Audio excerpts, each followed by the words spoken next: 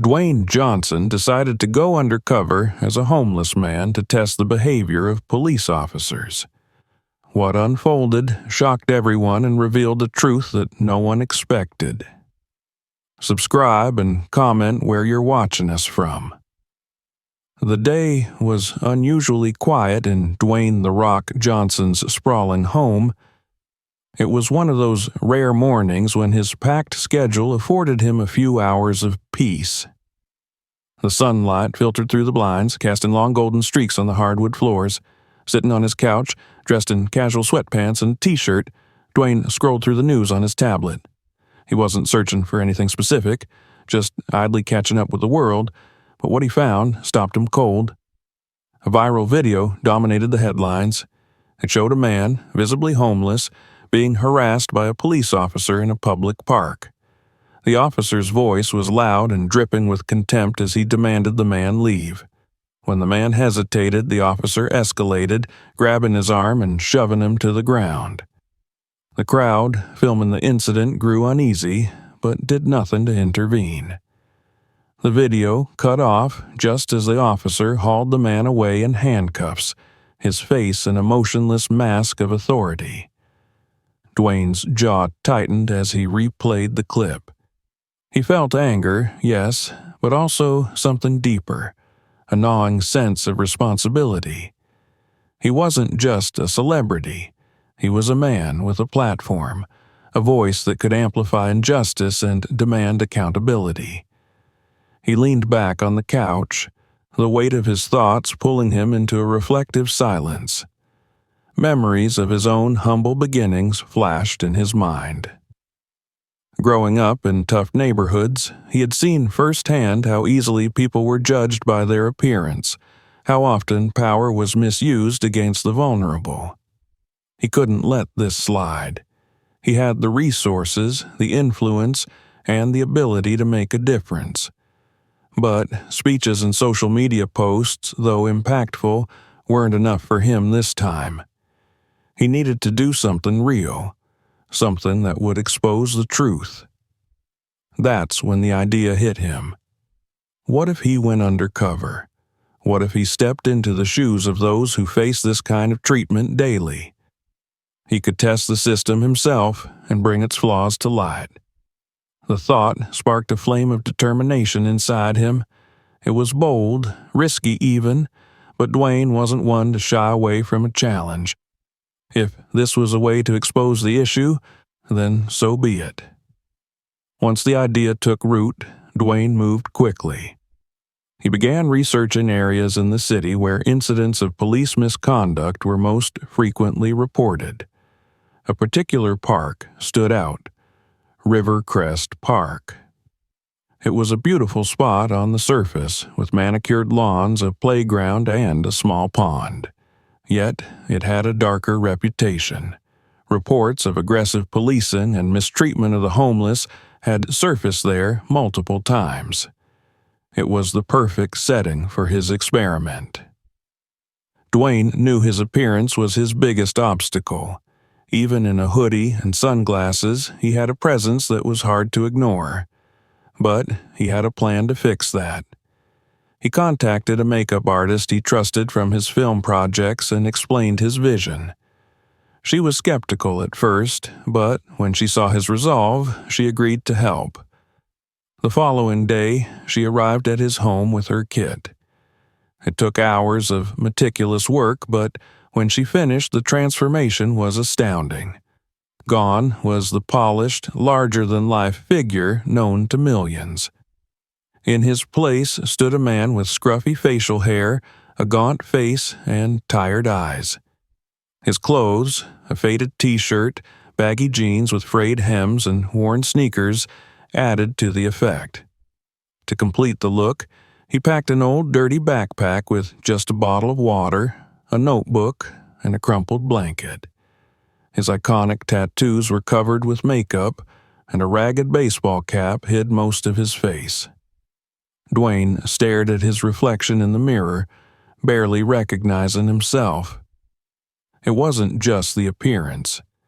He was stepping into a role, adopting a persona. He practiced hunching his shoulders slightly, walking with a slower, less confident gait.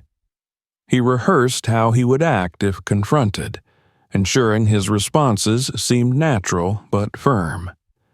Before leaving, he double-checked the hidden camera in his backpack. It was discreet, with the lens barely noticeable against the fabric. He tested it a few times, speaking and moving around to ensure it captured both audio and video clearly. Satisfied, he took a deep breath and grabbed his car keys. The drive to Rivercrest Park was uneventful, giving him time to mentally prepare.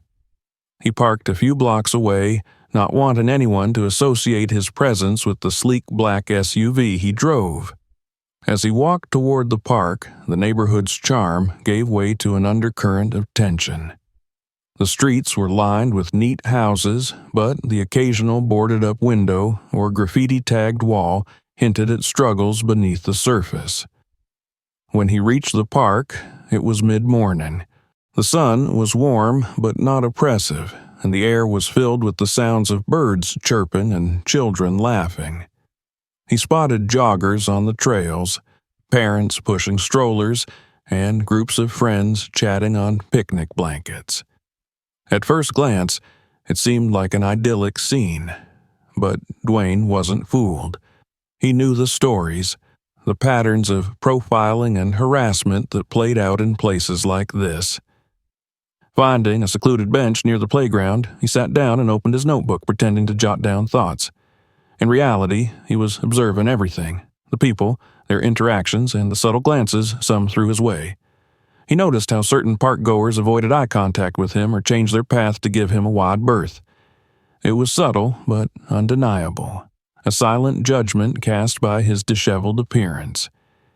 He didn't have to wait long before the first patrol car rolled through the park. From his vantage point, he saw it circle the area slowly, the officer inside scanning the scene. Dwayne kept his head down, blending into the background, but he felt the weight of their gaze as the car passed by. It was only a matter of time now. As he sat there, Dwayne couldn't help but reflect on the significance of what he was doing.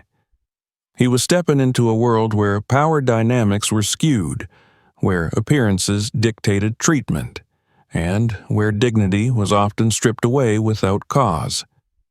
He didn't know exactly how this would play out, but he was ready to face whatever came next. The game had begun. The sun climbed higher, casting warm golden light across Rivercrest Park. Dwayne sat motionless on the old wooden bench, his notebook open in his lap, pen poised as though he were jotting down thoughts. He wasn't writing, though. His eyes, shielded by the brim of his weathered baseball cap, scanned his surroundings. Children's laughter floated from the playground to his left. A jogger passed by with rhythmic steps, and a group of teenagers tossed a frisbee on the manicured lawn ahead. It was a serene setting, yet Dwayne could feel the tension simmering just beneath the surface. The first sign of trouble came with the low rumble of a police car engine. Dwayne glanced up subtly, careful not to draw attention to himself. A patrol car crawled along the park's gravel path, its black and white exterior gleaming in the sunlight. Inside sat a lone officer, his sharp eyes sweeping the area like a predator seeking prey. Dwayne lowered his head, feigning disinterest, but he felt the officer's gaze linger on him as the car rolled past. It didn't take long for the officer to make his move. The patrol car came to a stop near the playground, and the driver, a stocky man in his early 40s with a square jaw and a confident swagger, stepped out. His uniform was pristine, his belt weighed down with the tools of his trade: handcuffs, a baton, a holstered gun. His name tag gleamed in the sunlight: Officer Blake. Blake adjusted his cap, scanning the park once more before locking on to Dwayne. His expression shifted, lips curling into a faint sneer. Dwayne could feel the officer sizing him up. His appearance, a man in ragged clothes, hunched over a notebook, marking him as an easy target. Blake's reputation preceded him. He was known among locals as someone who took pride in asserting his authority, often crossing the line into outright harassment. Blake approached with deliberate steps, his boots crunching on the gravel path. Dwayne didn't look up, though he was acutely aware of the officer's approach. The atmosphere around him seemed to shift, the light-hearted energy of the park dimming under the weight of Blake's presence. Conversations quieted, and even the children's laughter seemed to falter as the officer passed by. "Hey!" Blake's voice cut through the air, sharp and commanding. "You there? What are you doing?" Dwayne looked up slowly, keeping his expression neutral.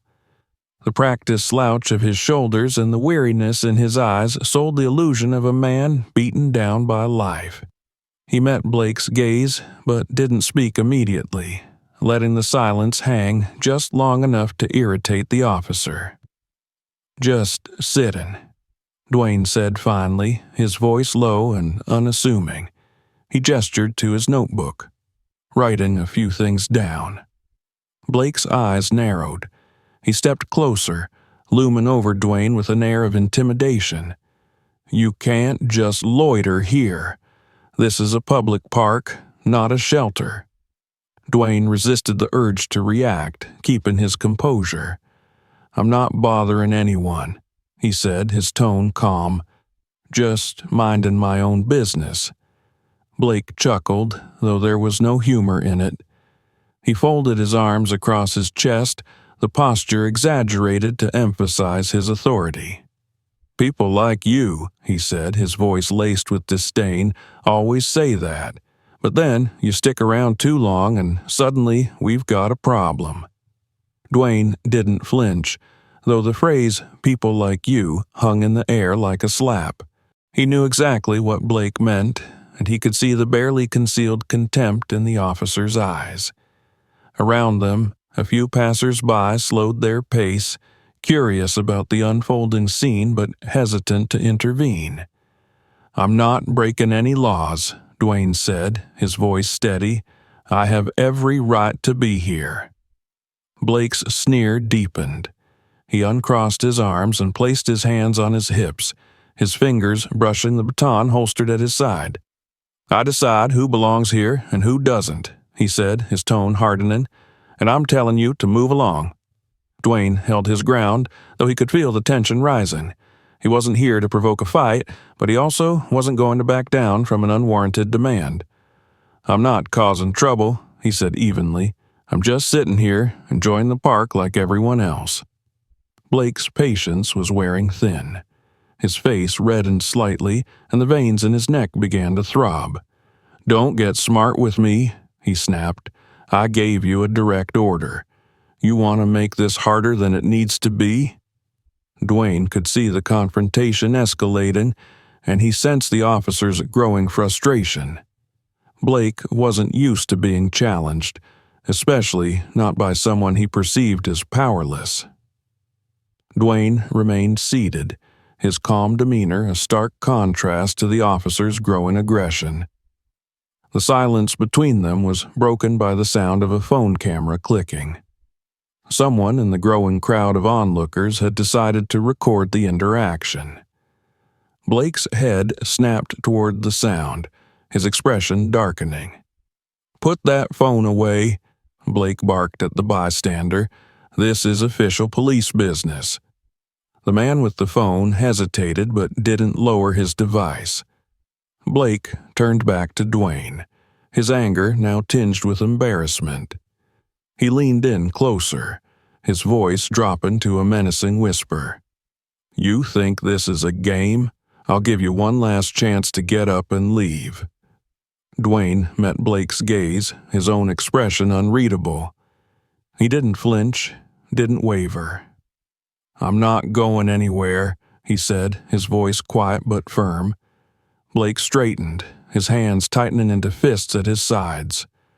Around them, the crowd grew larger, their murmurs of curiosity and unease rising. Dwayne could feel the weight of their eyes, the unspoken questions hanging in the air. Who was this man, and why was he standing his ground against a police officer? Blake's jaw tightened, and for a moment Dwayne thought the officer might walk away. But then Blake's hand moved to his radio, and he muttered into it, calling for backup. Dwayne's heart rate quickened, though he didn't let it show. He knew the real test was about to begin. As the patrol car rolled into view and 2 more officers stepped out, Dwayne braced himself. The first encounter had set the stage, but the confrontation was far from over. The air around Rivercrest Park grew heavy with tension as Officer Blake's call for backup brought a second patrol car to the scene. The black and white cruiser pulled up on the gravel path, and 2 officers stepped out, their expressions a mixture of confusion and mild curiosity. One was a young man, barely in his 30s, his uniform neatly pressed, while the other was older, with the grizzled look of someone who had spent decades on the force. Blake waved them over with an impatient motion, his face flushed with barely concealed irritation. "Over here," he barked, his tone commanding. "We've got a problem."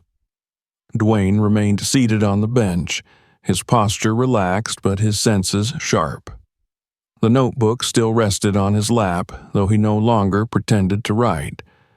His eyes tracked the approaching officers without revealing the storm brewing beneath his calm exterior. Around them, the murmurs of the growing crowd created a low hum of unease. More phones were out now, capturing every moment of the unfolding drama. The older officer, whose name tag read Sergeant Daniels, stepped forward first. His sharp eyes flicked between Dwayne and Blake, assessing the situation. "What's going on here?" he asked, his voice gruff but measured. Blake jabbed a finger in Dwayne's direction. "This guy's been loitering here for hours, refusing to leave. I've given him multiple warnings, and now he's resisting." Daniels raised an eyebrow, his gaze shifting to Dwayne. "Resisting?" he asked, his tone skeptical. "What exactly is he resisting, Blake?" "He's refusing a lawful order to leave the premises," Blake snapped, his frustration spilling over. "I've told him this park isn't a hangout for vagrants." Daniels frowned, taking a step closer to Dwayne. "Sir," he said, his voice steady, "can you tell me why you're here?" Dwayne met Daniels' gaze, his expression calm but firm. "I'm sitting on a bench, enjoying the park," he said simply. "That's all." Daniels' eyes narrowed slightly, and for a moment he studied Dwayne with a critical eye. Something in the man's demeanor didn't quite match his disheveled appearance. His voice was too composed, his posture too confident. Daniels wasn't sure what to make of it, but he also couldn't find anything overtly suspicious. "Blake," Daniels said, turning to his colleague, "is he breaking any laws? Trespassing? Disturbing the peace?" Blake's face reddened further, and his hand clenched around the baton on his belt. "No," he admitted grudgingly, "but he's refusing to comply with my orders. He's being defiant." Daniels sighed, rubbing the bridge of his nose. "Defiance isn't a crime, Blake," he said, his tone tinged with exasperation. "If he's not doing anything illegal, we don't have grounds to remove him." Blake's jaw tightened, and his eyes flashed with anger. "So we're just going to let him sit here, acting like he owns the place?" Daniels opened his mouth to respond, but before he could, the younger officer, Officer Ramirez, stepped forward. "Sarge," Ramirez said hesitantly, "there's a crowd forming. People are recording. Maybe we should de-escalate this." Blake rounded on Ramirez, his voice rising. "De-escalate? Are you kidding me? This guy's making a mockery of us." Dwayne watched the exchange silently, noting the cracks forming in the officers' united front. He could see the unease in Ramirez's posture, the reluctance in Daniel's tone. Blake, however, was a different story. His pride had taken a hit, and his growing desperation to assert control made him increasingly volatile. "Look," Dwayne said finally, his voice cutting through the tension, "I'm not here to cause trouble. I've told you that. I'm just sitting here like anyone else in this park." Blake turned on him, his face a mask of fury. "Don't play innocent with me," he spat. "People like you don't just sit quietly. You're waiting for an opportunity to cause problems, and I'm not going to let that happen." The words hung in the air, charged with prejudice and accusation. The crowd, now numbering close to 20, reacted audibly. Gasps, murmurs of disbelief, and a few pointed comments about Blake's behavior. Ramirez shifted uncomfortably, his eyes darting between Dwayne and the gathering onlookers. Daniels stepped forward, placing a hand on Blake's shoulder. "That's enough," he said firmly. "We're not here to make assumptions about anyone." Blake shrugged off Daniel's hand, his voice a low growl. "No, we're here to maintain order, and I'm doing my job." Before Daniels could respond, Blake's hand moved to his baton. In a swift motion, he pulled it from his belt and pointed it at Dwayne. "Stand up," he ordered, his voice dangerously low. "Now." The crowd fell silent, the tension reaching its breaking point. Dwayne didn't move. His eyes locked onto Blake's, calm and unwavering. "I'm not breaking any laws," Dwayne said evenly. "I have every right to be here." Blake's grip on the baton tightened, his knuckles turning white. "I said, stand up," he roared, his voice echoing across the park. When Dwayne remained seated, Blake snapped. With a shout of anger, he raised the baton and brought it down in a wide arc, aiming for Dwayne's shoulder. The strike never landed. In a blur of motion, Dwayne's hand shot up, catching the baton mid-swing. The force of the blow reverberated through his arm, but he held firm, his grip like iron. Gasps rippled through the crowd, followed by a stunned silence. Blake froze, his eyes wide with shock as he realized what had just happened. Dwayne slowly rose to his feet, towering over the officer. His calm composure was gone, replaced by a steely determination that radiated authority. "You've gone too far," Dwayne said, his voice low and steady. "This ends now." Blake stumbled back, his face a mixture of rage and fear. Around them, the crowd erupted into murmurs and shouts, their phones capturing every moment. Ramirez and Daniels exchanged uneasy glances, unsure of how to proceed. Dwayne released the baton, letting it clatter to the ground. He turned to the crowd, his gaze sweeping over them. "Keep filming," he said, his voice carrying above the noise. "People need to see this." Blake's face twisted in fury and he lunged forward, his fists clenched. But before he could get close, Daniels stepped between them, his hands raised in a gesture of peace. "Blake, stand down," Daniels barked, his voice firm. "You're out of line." Blake hesitated, his chest heaving as he glared at Dwayne. The crowd's jeers grew louder, and Ramirez took a step forward, placing a hand on Blake's arm. "Let it go," he said quietly. "This isn't worth it." Blake jerked his arm away but didn't move to attack again. Instead, he turned and stormed back toward his patrol car, his shoulders hunched with barely contained fury. Daniels turned to Dwayne, his expression a mixture of apology and frustration. "We'll handle this," he said quietly. "But you should leave before things get worse." Dwayne didn't respond immediately. He looked at the crowd, at the faces of people who had witnessed the truth.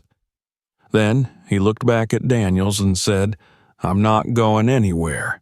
The tension in the air remained thick as Dwayne stood his ground. The crowd rallied behind him. The confrontation wasn't over, and Dwayne knew the real test was still to come. The atmosphere in the park was electric, charged with the energy of an unfolding confrontation. Officer Blake paced near his patrol car, his movements sharp and agitated. His face was flushed with humiliation, and his eyes darted between the growing crowd and Dwayne, who stood tall and unwavering by the bench. The baton Blake had dropped moments earlier still lay on the ground, a silent testament to his failed attempt at asserting dominance. Sergeant Daniels and Officer Ramirez remained close by, their expressions tense as they exchanged quiet words. Both men seemed aware of how precarious the situation had become, not just for Blake, but for the entire department. With every passing second, more people arrived, drawn by the commotion. Phones were raised high, capturing every angle, every word, and every gesture. Blake, however, was beyond reason. His pride was a powder keg, and Dwayne's calm defiance had lit the fuse. He turned sharply on his heel, marching back toward the bench with a renewed sense of determination. His hand moved to his holster, his fingers brushing the grip of his service pistol. The crowd gasped audibly as they noticed the motion, a collective murmur rippling through the group like a wave. Daniels stepped forward quickly, his voice firm. "Blake, don't do this. It's over. Stand down." Blake ignored him. His focus was entirely on Dwayne, whose steady gaze met his with unshakable confidence. The tension between them was palpable, a silent battle of wills playing out before dozens of witnesses. "You think you're untouchable?"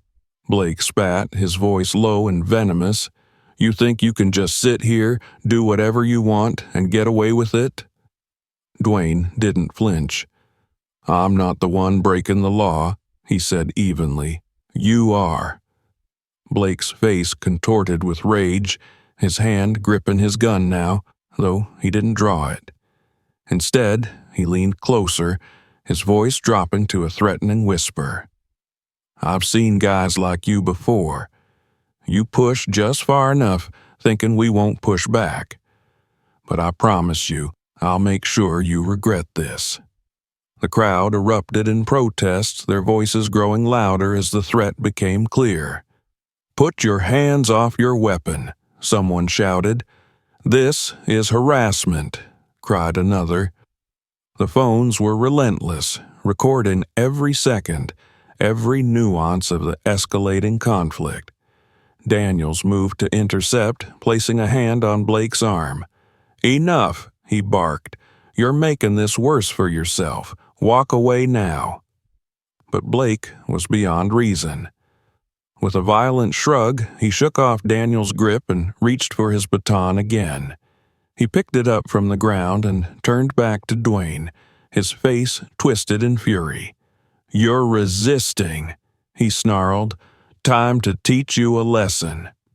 Before anyone could react, Blake swung the baton in a wide arc, aiming for Dwayne's ribs. The move was clumsy, fueled more by anger than technique, and Dwayne saw it coming. With a quick, practiced motion, he stepped aside, dodging the blow effortlessly. The crowd gasped again, their collective intake of breath echoing through the park. Dwayne's response was precise and deliberate. He grabbed Blake's wrist mid-swing, his grip like steel, and twisted just enough to force the officer to drop the baton once more. It clattered to the ground, and Dwayne kicked it out of reach, sending it skidding across the gravel. The two men stood inches apart now, the disparity in their sizes and composure stark. Dwayne's expression was calm but unyielding, his presence commanding. Blake, by contrast, was red-faced and trembling with anger, his chest heaving as he struggled to regain control. "You don't want to do this," Dwayne said, his voice low but powerful. carrying over the murmurs of the crowd. Not here. Not now. Blake's eyes darted around, taking in the sea of faces watching him, the dozens of phones capturing his every move. His hand twitched toward his gun again, but this time Daniels stepped in with finality. The sergeant's voice was sharp and authoritative, cutting through the chaos like a knife. "Blake, stand down," Daniels barked. "You're done." Blake froze, his eyes narrowing as he glared at Daniels.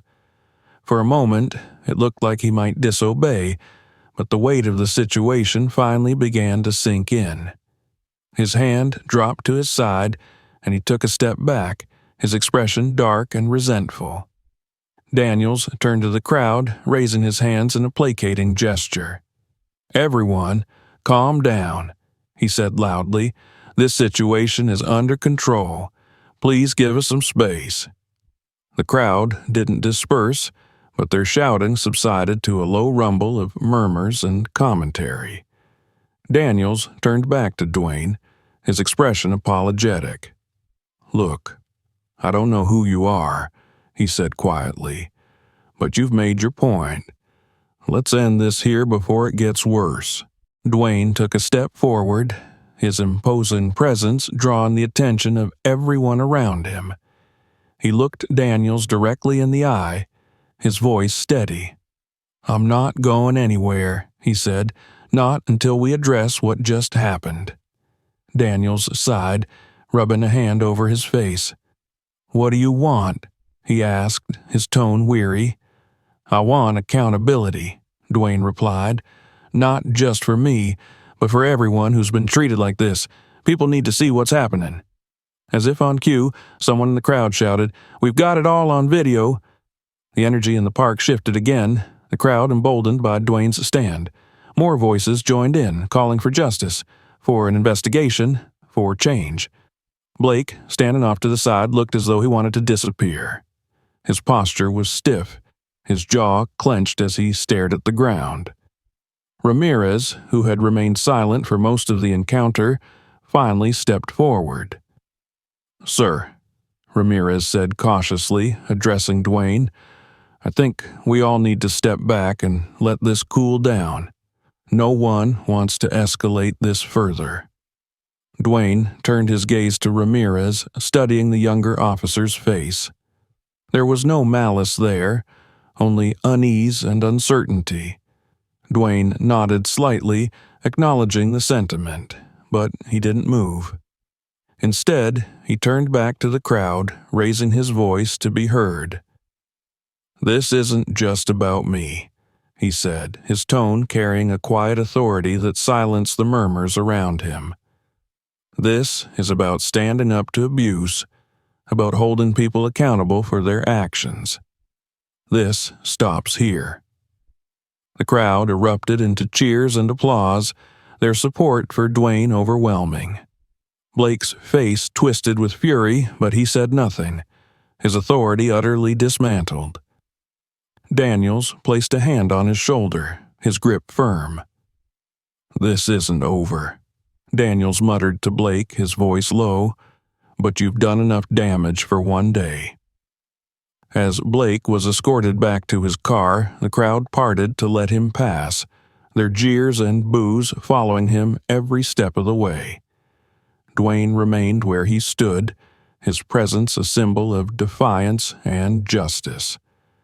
The confrontation had reached its breaking point, but the battle for accountability was far from over. The air in Rivercrest Park felt lighter as Officer Blake retreated toward his patrol car, his steps heavy with humiliation and defeat. The crowd buzzed with conversation, their voices a mixture of anger, relief, and curiosity. Phones were still raised, capturing every detail of the aftermath. Dwayne stood tall near the bench, his calm yet commanding presence radiating an energy that no one could ignore. Sergeant Daniels lingered close by, his hand still resting on his belt as if bracing for the next escalation. Officer Ramirez had taken a step back, clearly uneasy but silently observing the scene. For a moment, it seemed like the confrontation was over, but Dwayne wasn't finished. Not yet. He turned toward the crowd, his sharp eyes scanning the faces of those who had gathered. Their support was palpable, a collective strength that fed into his own resolve. Slowly, deliberately, he reached up and removed the weathered baseball cap that had hidden much of his face. Then he wiped away the makeup and dirt that obscured his features, revealing himself fully. The transformation was immediate and electric. A wave of recognition swept through the crowd, gasps and murmurs rippling outward like a stone dropped into still water. The towering frame, the strong jawline, the unmistakable intensity in his eyes. It was Dwayne "The Rock" Johnson, one of the most famous and respected figures in the world. The realization hit like a thunderclap, and the park erupted into chaos. "Oh my God, it's him!" someone shouted. "That's Dwayne Johnson!" The energy of the crowd shifted dramatically. Where moments before there had been tension and uncertainty, now there was excitement, disbelief, and admiration. People surged forward, eager for a closer look, their phones aimed squarely at Dwayne as they documented the reveal. Dwayne raised a hand, motioning for calm. His voice cut through the noise, deep and steady. "Please," he said, "listen." The crowd quieted, their anticipation palpable. Even Daniels and Ramirez looked stunned, their previous composure replaced by shock. Blake, who had been slumped against the side of his car, froze mid-step. His face turned ashen, his jaw slack as he processed the revelation. The man he had harassed, threatened, and assaulted wasn't just anyone. He was a global icon, someone whose name carried immense weight. Dwayne stepped forward, his movements deliberate and purposeful. He turned to face the crowd fully, his gaze sweeping over the sea of faces. "You've all seen what happened here today," he began, his voice firm but measured. "But I need you to understand, this isn't about who I am. This isn't about me being a public figure or someone with influence. This is about something much bigger." He paused, letting his words sink in. The crowd hung on every syllable, their attention rapt. Even Daniels seemed frozen in place, his earlier attempts to de-escalate forgotten as he listened. "This experiment," Dwayne continued, gesturing to his disheveled clothes and the bench where he had been sitting, "wasn't about tricking anyone or causing trouble. It was about revealing the truth. I wanted to show how people are treated when they're judged by their appearance, when they don't fit into someone else's idea of who belongs." He glanced at Blake, who was still rooted to the spot, his face a mask of shock and dread. "What you all witnessed here today," Dwayne said, his voice rising slightly, "isn't an isolated incident. It's something that happens every day to people who don't have the platform I do, to people who can't fight back." The crowd erupted into murmurs of agreement, their anger and frustration bubbling to the surface. Dwayne raised a hand again, silencing them. "This isn't about revenge," he said. "This is about accountability, about making sure that people like Officer Blake," he gestured toward the disgraced policeman, "are held responsible for their actions." At the mention of his name, Blake bristled, but he didn't speak. Daniels stepped forward, his expression hardening. "Officer Blake," he said, his tone clipped, "you're relieved of duty effective immediately. Hand over your badge and your weapon." The crowd roared their approval, their voices a mix of cheers and jeers. Blake hesitated, his pride warring with the reality of his situation. Finally, with trembling hands, he unclipped his badge and placed it in Daniel's outstretched hand. He unholstered his gun next, handing it over with a scowl before retreating to the patrol car without another word. As Blake disappeared into the vehicle, the crowd erupted into applause, their cheers echoing through the park. Dwayne turned back to them, his expression softening. He could see the relief and gratitude in their faces, the way they looked to him as a symbol of strength and justice. "This is just the beginning," he said, addressing them once more. "We can't stop here. We have to demand better, from our leaders, from our institutions, and from each other. We have to stand up for what's right, even when it's hard, especially when it's hard." The crowd cheered again, their voices a powerful chorus of support. Dwayne felt a swell of emotion rise in his chest, but he kept his composure. There was still work to be done. As the crowd began to disperse, a young boy broke away from his parents and ran toward Dwayne, clutching a small notebook. His wide eyes were filled with awe as he looked up at his hero. "Mr. Johnson," the boy said, his voice trembling with excitement. "Can I have your autograph?" Dwayne smiled, crouching down to meet the boy's gaze. "Of course, buddy," he said, taking the notebook and signing it with a quick flourish. "What's your name?" "Jake," the boy replied, his grin stretching from ear to ear. "Here you go, Jake," Dwayne said, handing back the notebook. "Stay strong, all right?"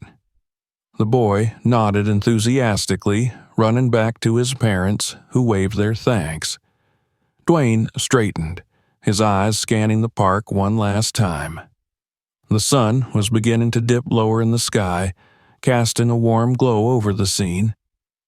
As he walked away, the weight of what had transpired settled over him.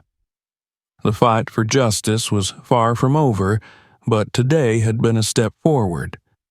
The world had seen the truth, and now it was up to everyone, himself included, to keep the momentum going. The sun dipped lower over Rivercrest Park, painting the sky in soft hues of orange and pink. The chaotic energy that had consumed the park earlier was beginning to dissipate, replaced by an air of resolution and quiet reflection. Dwayne stood at the edge of the park now, watching as people slowly filtered out, their faces still lit with a mixture of awe and determination. The ripple effect of what had transpired was immediate. Videos of the confrontation were already circulating online, uploaded by dozens of witnesses who had been present. The clips were raw and unedited, showing every moment of Officer Blake's aggression, Dwayne's calm defiance, and the crowd's rallying cries for justice. By the time Dwayne checked his phone, notifications from news outlets, social media platforms, and his own team had flooded in. He exhaled deeply, slipping the device back into his pocket. The enormity of what had happened was only beginning to sink in. His intention had been to highlight systemic issues and give voice to the voiceless, but he hadn't anticipated the sheer scale of the reaction, the way the public had embraced the incident as a symbol of something far greater. Nearby, Sergeant Daniels approached, his posture hesitant. Gone was the firm authority he had displayed earlier. Now, his shoulders were slightly hunched, and his face bore the weight of introspection. Dwayne turned to face him, his expression unreadable. "Mr. Johnson," Daniels began, his tone quieter now, almost reverent. "I just want to say I'm sorry for what happened, for how it escalated." Dwayne studied the man for a moment, then gave a small nod. "It wasn't just you," he said. "This isn't about one officer or one incident. It's about the system that lets this kind of thing happen in the first place." Daniels looked down, his jaw tightening. "You're right," he admitted. "I've been on the force a long time, and I've seen things I didn't always speak out against when I should have. Today was a wake-up call for me." Dwayne regarded him carefully. There was sincerity in Daniel's voice, a genuine desire to acknowledge his part in the system's flaws. It wasn't enough to fix the problem, but it was a start. "You have a responsibility," Dwayne said, his voice firm but not unkind. "Not just as an officer, but as a leader. If you see something wrong, you can't ignore it. You have to take action." Daniels nodded slowly, his gaze steady. "I will. I promise." Before Daniels could say more, another figure approached, Officer Ramirez. The younger man looked nervous, his hands fidgeting at his sides. He glanced between Dwayne and Daniels, then cleared his throat. "I wanted to apologize too," Ramirez said, his voice wavering slightly. "I should have spoken up sooner. I saw what was happening, but I didn't know how to handle it. Dwayne raised a hand, cutting him off gently. "It's not about what you didn't do," he said. "It's about what you'll do moving forward. You have a chance to be better, to do better. Take it." Ramirez nodded, relief washing over his face. "Thank you," he said quietly. As the two officers stepped away, Dwayne turned back to the park. A few stragglers remained, their phones still out, snapping pictures and recording final thoughts about the day. He caught snippets of their conversations, words like injustice, hope, and change echoing in the cooling evening air. A woman approached next, holding her young son by the hand. She was one of the bystanders who had filmed the incident, and her face was lit with gratitude. "Thank you for standing up today," she said, her voice thick with emotion. "You showed all of us what it means to fight for what's right." Dwayne smiled softly, nodding. "It's not just about standing up for yourself," he replied. "It's about standing up for everyone who doesn't have the chance." The boy at her side, no more than 6 or 7 years old, looked up at Dwayne with wide, curious eyes. "Are you a real superhero?" he asked innocently. Dwayne chuckled, crouching down to meet the boy's gaze. "No, buddy," he said, his tone warm, "but you can be. Being a hero means standing up for what's right, no matter how hard it is. You can do that too." The boy nodded solemnly, and Dwayne ruffled his hair before standing. The woman mouthed another "thank you" as she led her son away. As the last of the crowd dispersed, Dwayne finally allowed himself a moment of solitude. He walked to the edge of the park, where the trees cast long shadows over the grass, and leaned against a sturdy oak. The adrenaline that had fueled him earlier had faded, replaced by a deep, steady resolve. He knew this was only the beginning. In the days and weeks that followed, the fallout from the incident was far-reaching. The videos went viral, sparking national conversations about police reform and accountability. News outlets picked up the story, and protests erupted in cities across the country, demanding justice for those who had faced similar treatment. Officer Blake faced an internal investigation and was formally charged with misconduct. His actions became a case study in the dangers of unchecked authority, and his downfall sent a clear message to others like him. Abuse of power would no longer be tolerated. But for Dwayne, the most meaningful impact came from the people who reached out to him. Emails, letters, and messages from individuals who had seen the footage and felt inspired to speak out against injustice in their own communities. Many shared their own stories of discrimination and thanked him for being a voice for the voiceless. One letter in particular stood out. It came from a teenager named Maya who wrote, "I've always been scared to stand up for myself. Watching you today made me realize that I don't have to be. Thank you for showing me that even one person can make a difference." Dwayne kept that letter, tucking it into his notebook as a reminder of why he had started this journey. He didn't see himself as a hero, but as someone with the ability and responsibility to use his platform for good. And as long as there was injustice in the world, he knew he couldn't stop. One evening, weeks after the incident, Dwayne returned to Rivercrest Park. It was quieter now, the tension that had once lingered in the air replaced by a sense of calm. He sat on the same bench where it had all begun, his notebook open in his lap. This time he wasn't pretending to write. He was jotting down thoughts, reflections on what had happened and what still needed to be done. The sun dipped below the horizon, casting the park in a warm, golden glow. Dwayne closed his notebook and leaned back, letting the moment wash over him. The fight wasn't over, but he felt ready to face whatever came next. Justice, he realized, wasn't just a goal, it was a journey, and he was more than willing to walk the path. Don't forget to subscribe for more stories like this and to stay updated on new videos. If you enjoyed this, share it with your friends and explore other videos on the channel. You won't want to miss what's next.